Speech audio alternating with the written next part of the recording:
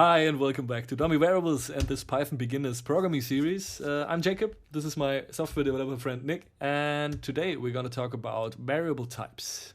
Yeah, that's right. As you just mentioned at the end of the last video, that different variables can have different types and they'll behave differently for that reason. So let's jump straight into it. We're not going to look at all the types. There are very many, but I've just picked out a couple of very basic ones. Firstly, what are we talking about? What are they? So when you have a variable, if that's a number, that's going to behave like a number, and you're going to be able to add it or subtract, multiply, divide, these sorts of things, these sorts of numbery type things. Whereas if you have a word or as we were doing a name, we were storing your name in a variable. It doesn't really make much sense to divide that by another word.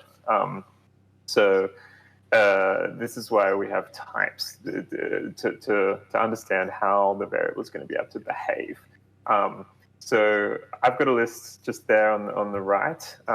Firstly, numeric, that's these numbers, but there are two different types. Firstly, there are integers. You know what integers are, Jacob? Integers should be numbers without a decimal, so whole numbers. Yeah, exactly. Or counting numbers sometimes, or natural numbers, but also the negative numbers and zero. And then we've got this category called, I've written a int, and that's how you'll see it in Python. You don't type out integer. And then float is, they're the rest of the numbers. So they're going to be all the decimals and fractions and stuff like that don't fit into nice, neat integers. Following that are strings. So that's a string of characters. So that's the words. I've written here str because that's how you see it in Python. But they're the things that we've been building all the time when we've been using the inverted commas. So that was what we were talking about before. If you set a variable in inverted commas, you're saying to Python, this is now a string. Don't deal with it any other way than that. And the last one is bool, as how you see it written. That's a boolean. All that is a true or false values. That's the 1 or 0, on or off. It can't take any other values than that. And they're really useful, but we'll see why as we go on. So on the next slide, you got to tell me, what are these variables? What type are they? Okay, let's see. Number of videos equals 4. That's a numeric variable, firstly, and it doesn't have a decimal, so I'd say it's an integer. Yeah, that's correct. Very easy. Temperature, on the other hand, has a decimal place, so that's a float. Excellently done. That feels good. Name, Jacob in inverted commas, so this makes it a string. Obviously, it's also a name. We had that last episode. Perfect. Is Wednesday equals false? Now, this would be a Boolean or logical variable. That's correct. So as you can see, there are no inverted commas, and false is written with an uppercase F, and that's how you write them. So you can't set a variable to equal false or true with the uppercase F or uppercase T. They're designated already.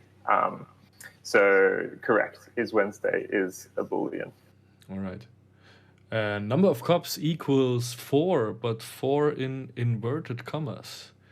Now, this is a little curveball you're throwing here. I think that's a string.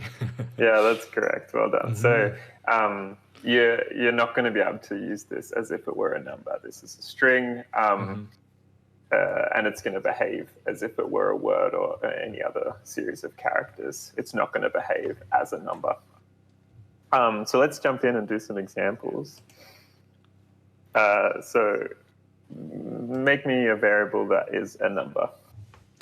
A variable that is a number. Okay, let's not get ahead of ourselves and just build this simple variable x. Perfect. And I'd like another one because we're going to be doing some operations with them. All right. Now it's time to be creative.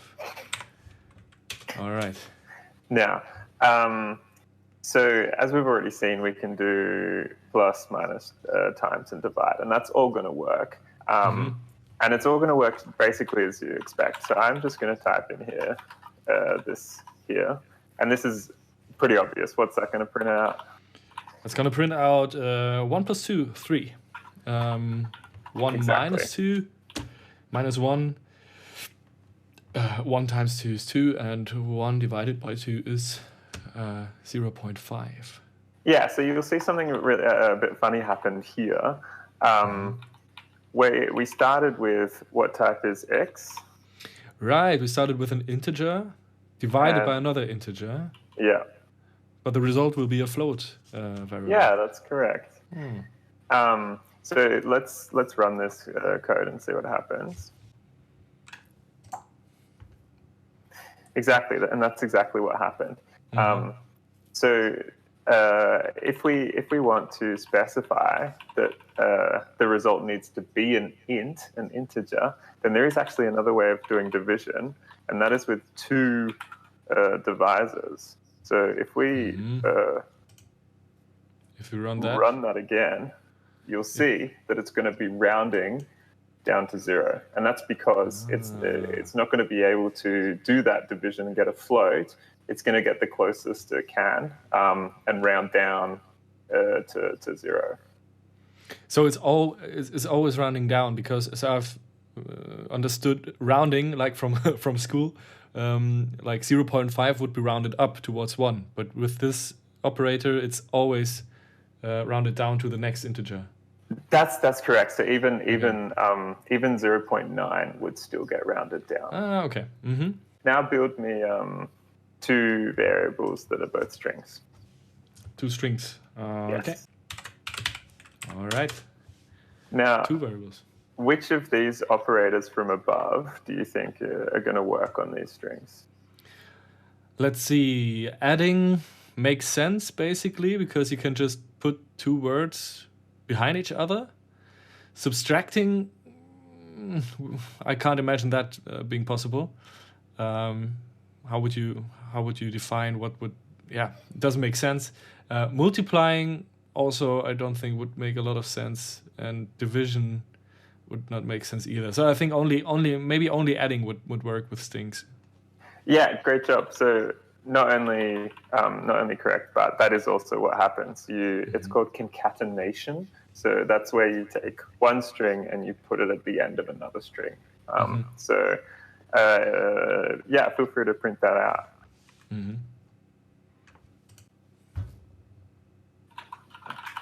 Oops! I'm sorry. Yeah. That's all right. I'll tap it. What is it? You're on there. There we go. So now we can run that and print out the result.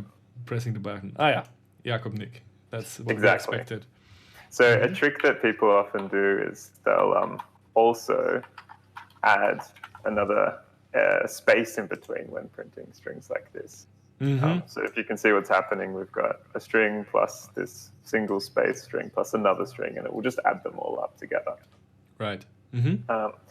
So another thing, so what do you think when we start mixing them, what do you think this is going to print out? My name times y. Y is an integer of 2. So a string times 2. Well, that's basically like adding another string, maybe. So 2 times my name. So Jakob. Yeah, that's correct. That is what happens. And so this exactly as you can see it down there, that's going to get printed out twice. So the rest of the combinations aren't defined. They are going to throw an error, but you can do plus, and you can add strings together, and you can multiply strings and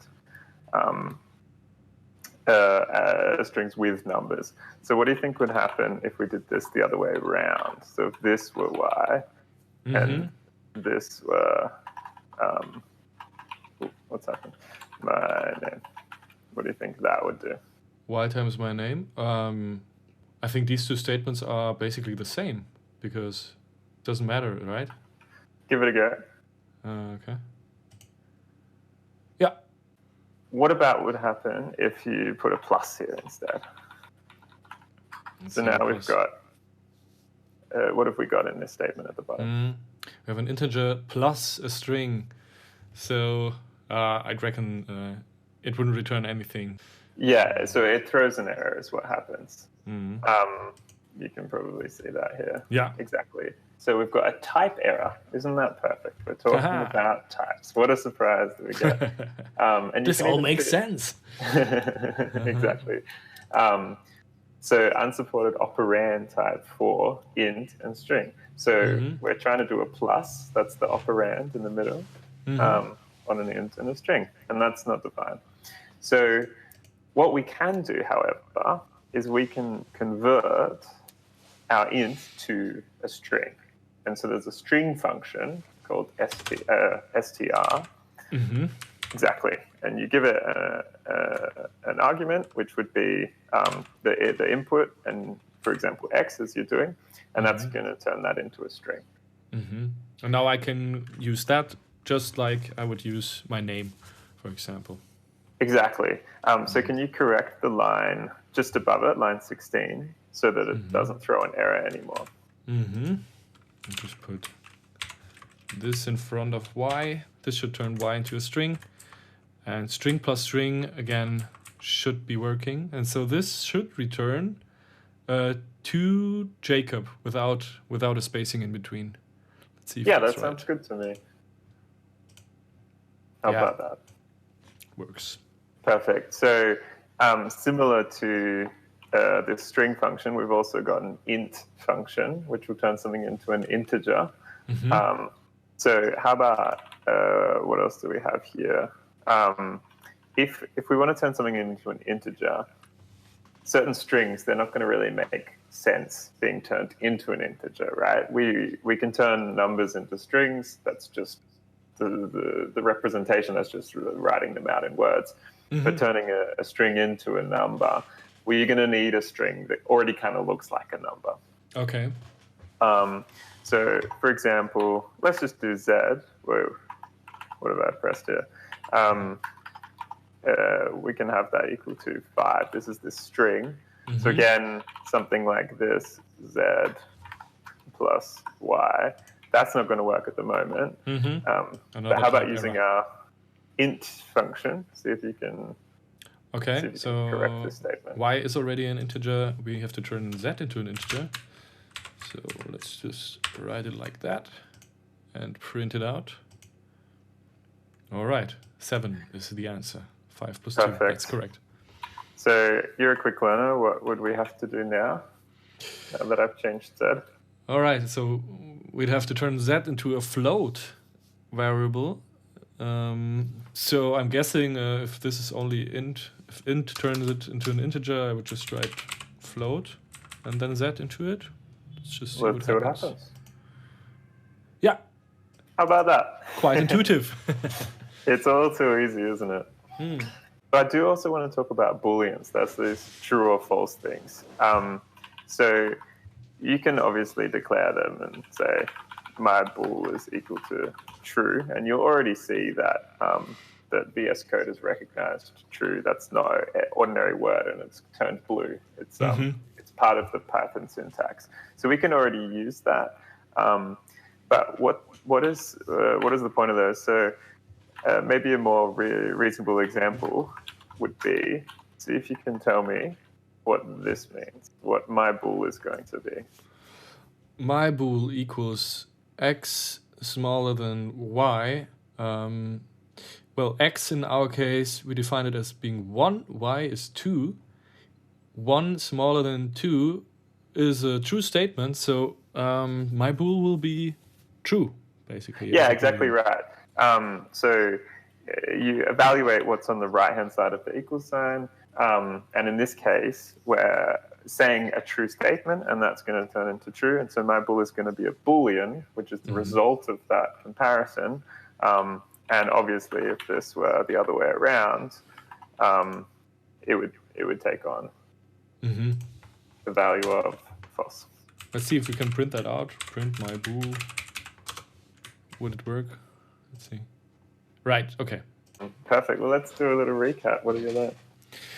I've learned that variables in Python are grouped into different types, which all behave differently with each other, with other variable types. And I've got to learn some of the operators which are used within Python to combine variables. What are we going to do in the next episode, Nick? I'm not sure yet. All right. Well, see you anyways in the next episode. Stay tuned. Be sure to check out our Discord channel if you have any questions or if you want to talk about programming in general. The link is in the description down below. Yeah, come and visit us. What's that? That's down below. Down below. Okay. Bye.